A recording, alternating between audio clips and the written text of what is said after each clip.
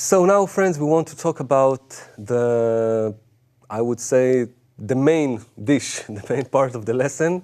Well put. Yeah, which is the workshop. And you might have seen in previous congresses, recent congresses, people sitting in circles like this, filling the entire hall. And there's a thing that Rav Leitman is saying, and now for the workshop, Hasadna. And then there's a thing that he begins to ask questions. People in their circle are murmuring or humming like this, like, I don't know, like bees, grinding between themselves this question. Rav even doesn't want to hear any answer. And then we're passing to the next question and to the next question.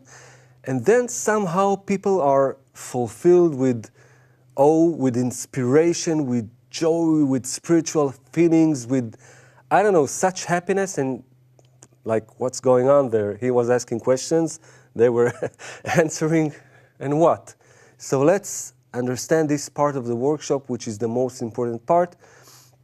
And let's begin with this form of the circle. People are sitting in circle. It will be 10 people all together. And what is so important about this form of the circle, and what should be actually the ways that in this circle we communicate with one another? First of all, we have the most basic things, which are the rules of the workshop. But just before we get to the rules, just to say that, to follow up on what Moshe said, that the amazing thing about the workshop is that through this special connection that we make, we discover a completely new reality. And the amazing thing about it is that things that seem to me completely real, that this is reality a moment ago, the next moment I discover something completely new. It's like, this is impossible. It is possible. It's like a few clips ago, Moshe said something about we shall do and we shall hear. What does do and hear mean? It means that we do something and then we get a result, but when we come to that result, when we come to the next degree, looking back, we understand that we could have never made it to this new reality. It's the same with the workshop. It's just that we follow these simple rules and we climb to a new degree of reality. What are the rules? Maybe we'll take it rule by rule. Okay. Before the rules. You want to say something before the rules? Let's go. Okay. You want? So there are rules, but it's not the rules of being polite, rules of politeness that I listen to you. And normally, I just wait that he will finish something and then I could say my thing and to go and just to try to convince everyone. And the rules that we communicate in this world, actually, whatever we're exchanging between us, it's always egoistic rules. These are the rules of the shattering, of the breakage. And these rules, how we communicate, how we regard each other, how we perceive each other, these are the very same rules that makes our world as it is and preventing us from attaining spirituality. Because if spirituality were attained in the connection between us, in 10, what we call, so we need to know what are the rules of the upper world. And the rules of the upper world, as Rabash is writing us in his articles, are rules of equality of form, are rules of nullification of the ego, tzimtzum, as we learned, restriction, are rules of intention, rules of masach, that means bestowing to the creator or to the friend, something outside of any self-reward. And you won't believe it. We would think that, I don't know, spirituality is by hugging trees, doing ceremonies, practical Kabbalah. Everything is between us and starting from these rules. So, first rule that we want to apply is that in the workshop, we're all equal. It doesn't matter if in my private life I'm a manager, I don't know, billionaire, I'm the smartest guy on earth, I could be Einstein, I could be tall, strong. I don't know. It doesn't matter. Or I could be German and the rest are whatever, French, or vice versa. I'm French and the rest are Italians. It doesn't matter. What matters is that we're all equal in what? In our point in the heart. In what? In our opportunity and free choice of bestowing to one another. And the first thing in this circle is this paradigm that we must have of equality. What makes us equal? It's not that, okay, I'll be equal with the others because I'm nice. No. What makes us equal is that we are interdependent. I need each and every one of the friends. I need to connect with them, and I need them to connect between themselves in order to achieve spirituality.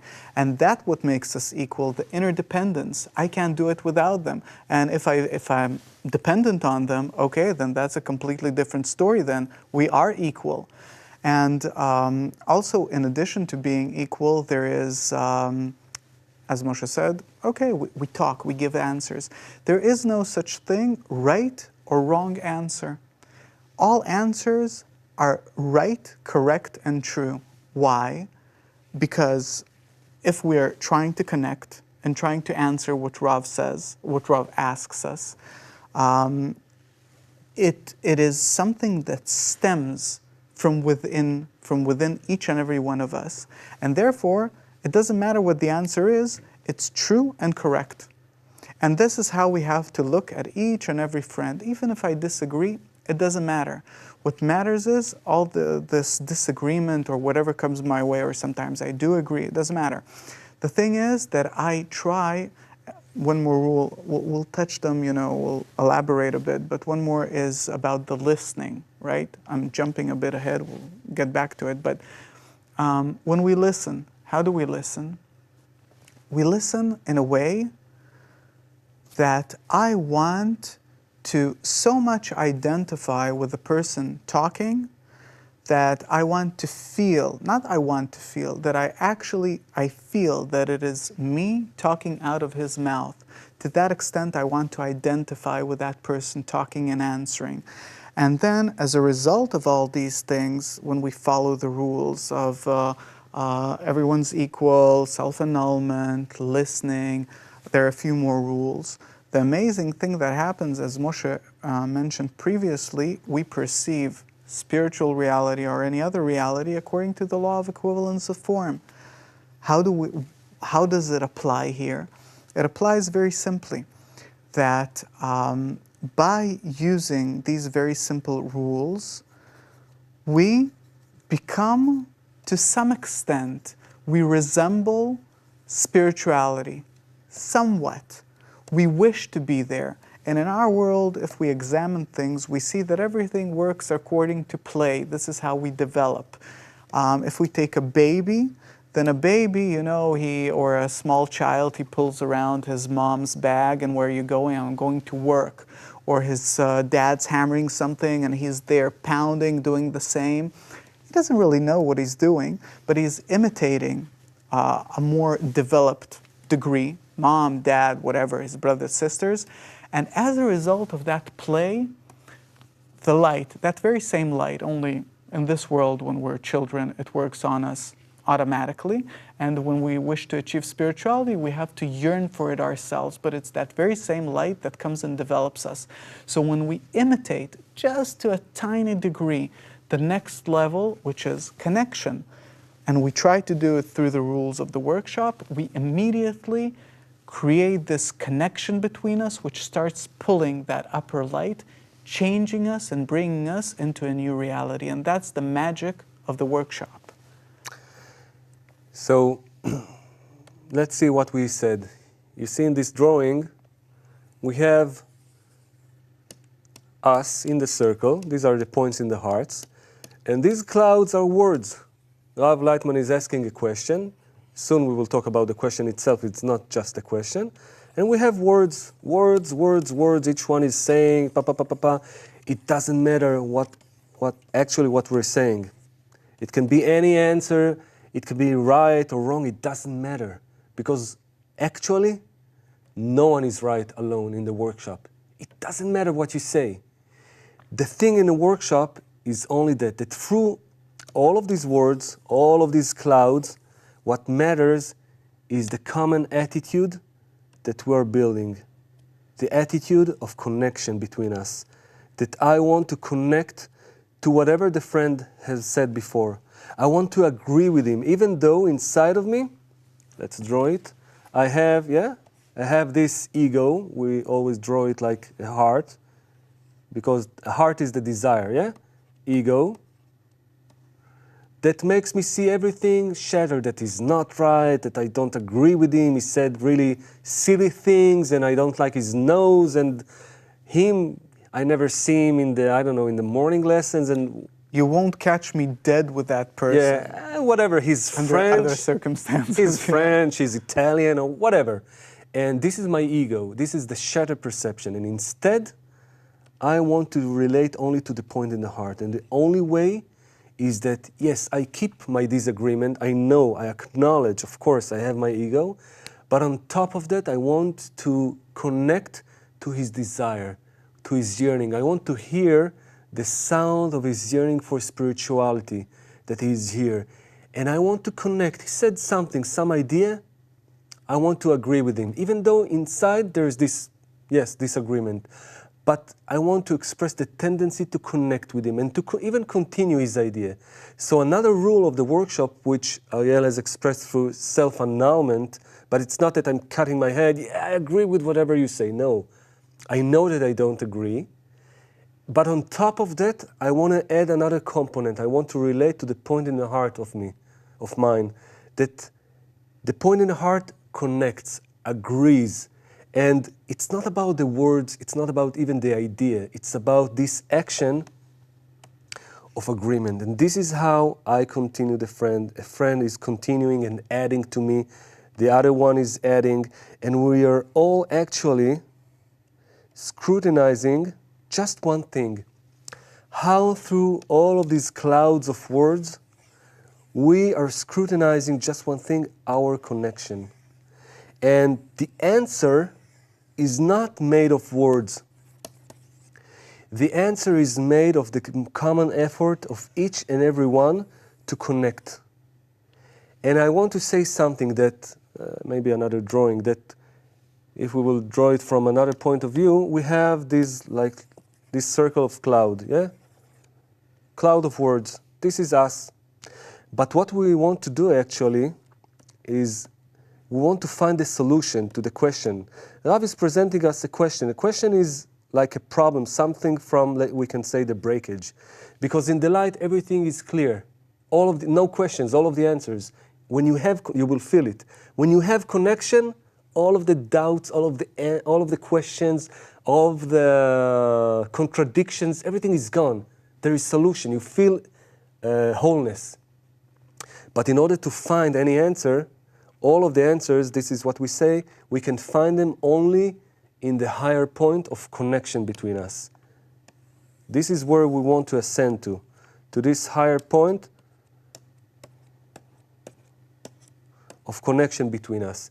And from that point, that is filled with the upper light, we can find all of the answers. And the answers, like feelings, like new paradigms, are coming to us. And then they are clothing in the words. But it doesn't, the words don't count here, okay? So if we want to summarize, we were talking about what? We were talking about adding to each other, connecting to each other. The answers will come only from a higher point of connection, not from our words. Another thing is that we don't say I agree or disagree. We just add to each other and thus forming the circle. What else did we say? If to put it in figurative terms, there's like this fire going on in the middle of the circle, and each one of us throws in his stick, and it like all the time increases that flame. And it doesn't matter, there are different kinds, shapes, forms, doesn't matter. The main thing is that we increase that fire between us until we really discover the warmth of spirituality. And one more really interesting thing about the point in the heart, Moshe mentioned, this is like from the other side of it. Moshe mentioned what we discover in that cloud of light, and before that we talked about, okay, he's German, he's French, he's Romanian, he's this, he grew up in, I don't know, in some... And I studied in the university. Yeah. And we're all very, very different. The amazing or very interesting thing about it is that the point in the heart, it has a culture of its own. It is above everything. It's above religion, above upbringing, above social status, mentality, everything. It is above that. And there you really connect as a family, as equals. And it's amazing to see a Chinese person with someone who grew up, I don't know, in Israel or in Germany or whatever, and they talk as if they grew up together. If you know the Chinese culture, it's like, you know, every nuance has a meaning of its own. No, here it's completely, they understand each other to the very, very foundation, because we connect at the highest and both the most basic point, which is the spiritual, and it's really fascinating to experience it. And another law or rule in this workshop is that, and it's very important, is that we're all trying to give an answer that will enable the others also their time to talk, their space to talk. Because if, let's say we have 5 minutes to discuss a question of Rav, and I'm, you know, Moshe, I'm a lecturer, I know all of the answers from a theory, of course. So Rav is asking something, and I'm now giving my circle a lecture about how Zeranpin is connecting with the Malchut and ta-ta-ta-ta-ta. Everyone is listening, time is finished, and Rav is passing to the next question. And I'm really happy because I got it all together in 10 minutes. Yes, and I, 5 even. And I answered everything correctly. No.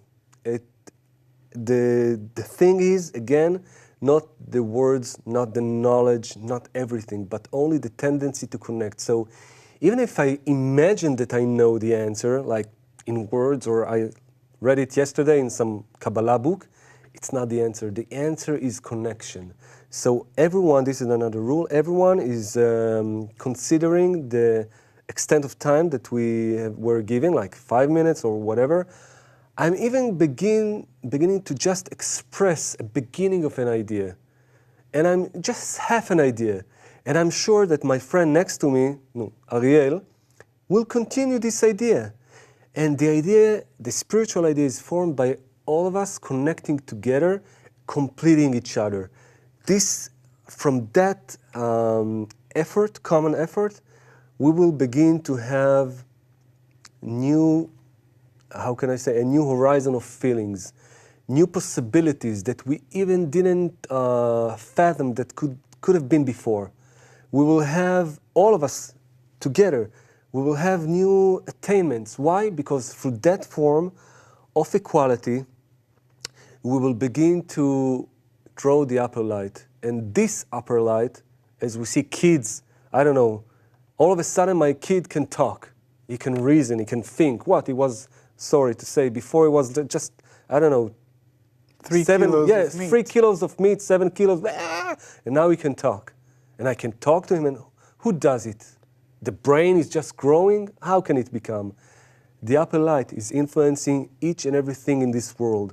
But here we can invite it, we can attract it according to this common desire, and then it builds in us the vessel, the paradigm, the implant, to be able to perceive the upper reality. So this is another rule of the workshop. And now, if we can, let's go a little bit inside. One second. Just okay. The secret is just talk from the heart. Say what you really feel, what you think, what you feel. It's fine. But what I want to add is that sometimes, I I heard Rav Lightman say that if a person just, he goes, and you don't even have what to say, it's fine, it's great. You participated with your desire. So don't worry, even if you don't have something to say, by this small notion of your will to participate, you're already in the cycle and it's being equal with everyone and it's fine and it's great. Yeah, to just say even, I'm with you. I don't know what to add, but I'm with you. Rav Lightman, even in this last Congress, said you can just say abracadabra and you're with us. It's just your participation. Another thing which is very important is how do I consider these friends? And the work here, we will say it in short because you need to actually reveal it. But the question is, and you will find it in all of the first articles of Rabash that regards society, my connection with the environment, how do I consider the friends? How do I look at them? So I have two kinds of lenses or glasses, if you want.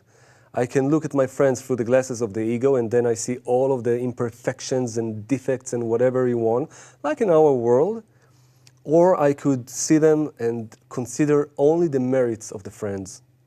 And through the merits of the friends, where I see them higher than me, because in spirituality, they're higher than me. I'm the last one on earth to be corrected. This is the truth. So if I consider the friends, that they are like the biggest Kabbalists, and each word they're saying, it's the Creator really talking through them, then I would listen to whatever they're saying, like as if Rav was in the circle, Rav Lightman, and talking to me. And it doesn't matter, the words, they don't matter. I don't perceive what they're saying. But I want to relate to them and to treat them with this attitude of awe, that they're so great. And this condition in the workshop, and in general, but mostly in the workshop, is the only condition that permits me to receive something from them. Because the rule is saying that if I consider someone as lower than me, I cannot even hear what he's saying. It's not entering, he's murmuring something. But if I consider him as great, as big, I would really receive everything from him. And this is the most important law. So this is the work in the circle. How do I hear them? Who are they? What are these points in the hearts? Why is it so important to connect with this desire? There is such an important inner work and effort in the workshop that this is the main thing. And the rest around it are clothing, are words, okay? One last word about the questions of Rav Lightman. The questions are not just questions. Rav Lightman is giving us a portion of a new mindset, of a new way to perceive a matter. It can be on top of an excerpt of an article. It can be a matter between us, the friends. I need to get it as a true thing. He's giving me a mindset. He says it is written that 1, 2, 3, 4, 5, and I'm taking it. Whatever he's saying, this is the new paradigm, and we only have to chew it, to clarify this new thing between ourselves. We don't question, wait, this is not true, I don't agree, so then you don't have any workshop. But we're all in this question, we're entering the mindset that he was giving us, and it might be that in the following question he would give something all of the opposite, it doesn't matter. I'm flowing with this, I'm in this, and with my friends, I just want to clarify the new degree that Rav Lightman was presenting us in this form of a question. So there you can see that in this workshop, you have really everything. You have all of the spiritual degrees from where we are right now, all of the inner work, ego, intention, masach, spiritual worlds, everything you have there. The authors of the Zohar, Rabbi Shimon and his disciples, were actually sitting like this, and from their attainments in the things that they were scrutinizing between themselves, they were writing the Zohar. This attainment of the final correction. So this is what we can also attain in this Congress.